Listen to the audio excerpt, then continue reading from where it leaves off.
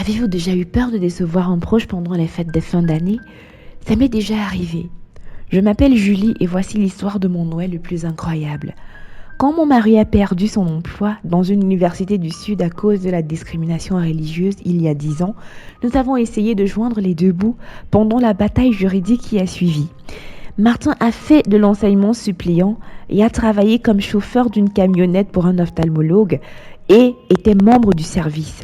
J'étais aux études supérieures et j'avais un emploi à temps partiel dans la même université qui avait licencié mon mari illégalement. Et dire que l'argent était serré et que l'espoir était mince n'était pas exagéré. Avec deux filles qui vivaient encore à la maison, nous faisions de notre mieux pendant la bataille judiciaire. J'étais particulièrement préoccupée pour Noël. À l'approche de la saison, j'ai demandé à nos deux filles si elles voulaient un cadeau ou alors un sapin de Noël. Naturellement, elles voulaient les deux. J'ai regardé le mur clair dans notre salle familiale et j'ai proposé un plan audacieux. Je créerai un sapin à partir de rien. Ceci venant d'une femme qui n'a jamais réalisé un projet d'artisanat. J'ai acheté un rouleau de fil de pêche pour 3000 francs et une boîte de punaises transparente pour 1000 francs. Puis j'ai emprunté l'échelle d'un voisin et je clouai le fil de pêche pour chaque ornement au plafond et des longueurs variables afin que ressorte une forme d'arbre approximative. Sous l'incroyable exposition, j'ai mis le support d'arbre habituel et je l'ai rempli d'eau, ce qui signifiait que mon sens de l'humour avait refait surface. Tout était là, sauf l'arbre. Et puis, qui avait besoin d'un vieil arbre de toute façon? L'effet était tout simplement époustouflant. La ligne de pêche se fondait dans le fond beige du mur et les ornements semblaient suspendus dans les airs. Je n'avais jamais vu quelque chose comme ça.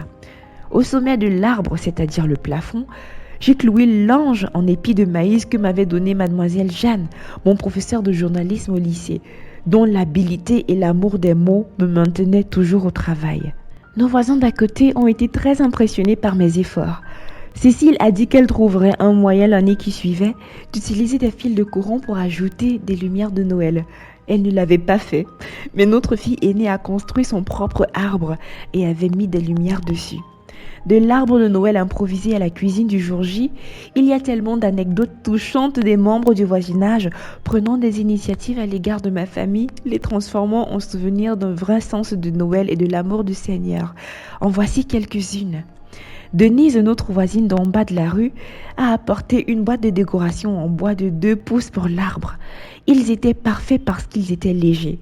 Les punaises ne pouvaient pas supporter trop de poids. Denise a également nommé l'arbre le célèbre arbre de l'air. Et à ce jour, c'est ainsi que nous nous souvenons de ce petit miracle. Nous n'étions pas sur le point d'être abattus par les temps difficiles que nous vivions. Ce Noël-là, ma famille et moi avons dîné avec les voisins qui nous ont apporté des accessoires pour notre arbre. Mes enfants ont pu avoir des cadeaux grâce aux économies faites de l'arbre. Et mon mari, pour l'espace d'une saison festive, a oublié les difficultés que nous rencontrions. Le plus beau cadeau que j'ai reçu du fameux arbre de l'air était le retour de mon optimisme lardé d'humour. Pensez-y, il n'y avait pas d'aiguille de pain à aspirer et personne n'était allergique aux lignes de pêche et aux punaises. Les chats étaient heureux de se battre autour des ornements sans véritable obstacle sur leur chemin. Le célèbre arbre est devenu une tradition familiale. Lorsque les temps se sont améliorés, j'ai demandé aux filles d'acheter un nouvel arbre, puisque nous pouvions à nouveau nous l'offrir. Je me trompais. Elles voulaient le célèbre arbre de l'air.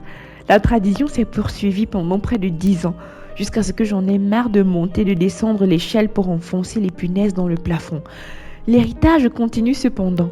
J'accroche toujours quelques petites décorations en bois de Denise à l'arbre artificiel actuel parce que je ne veux pas oublier les moments difficiles et l'amour et le soutien de nos voisins, y compris un autre ami de la famille de la paroisse qui nous a apporté un dîner de dinde le jour de Noël. Cette saison du premier arbre de l'air est devenue une mauvaise période rendue meilleure par les amis et la foi.